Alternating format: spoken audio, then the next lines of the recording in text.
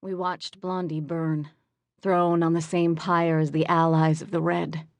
Lyman, the rebel leader's brother, and Jarl, the Alfar we had thought our greatest enemy, had burned with her. It wasn't logical to build an extra pyre when one would suffice.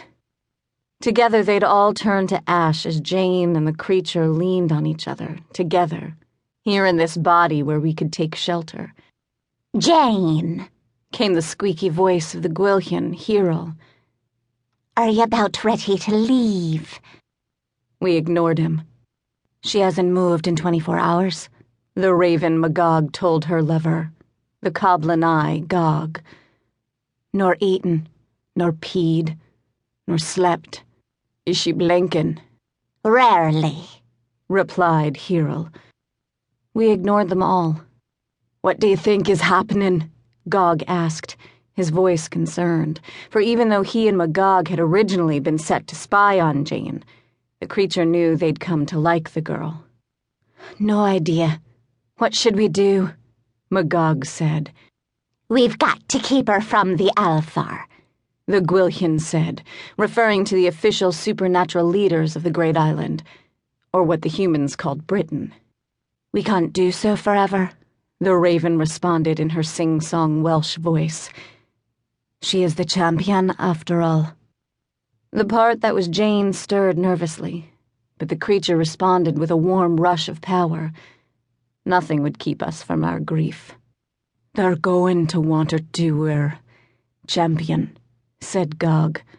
Hero snorted. "I don't think she could manage champion." Magog's retort was sharp. "Don't mock. She's lost everything. She has people, doesn't she? Do we contact them?" Gog was, as always, kind and practical.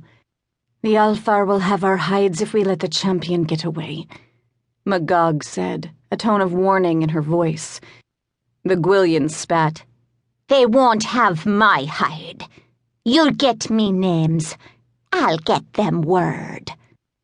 Gog and Magog looked at each other, whether in agreement or in fear was anybody's guess.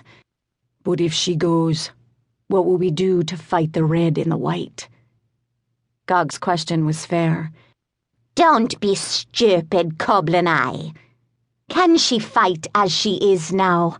She's like your girlfriend with clipped wings. Useless."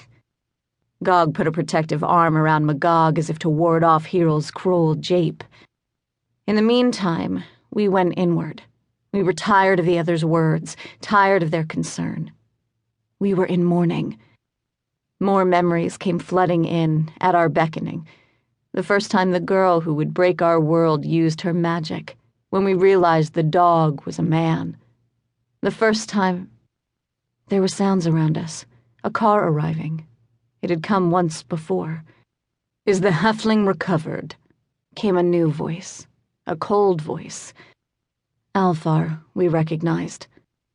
Our friends remained silent. "Well?" asked the voice again. "No," said Magog. "She's not moved a muscle since you first saw her, nor said a word." A lean, handsome face appeared before us.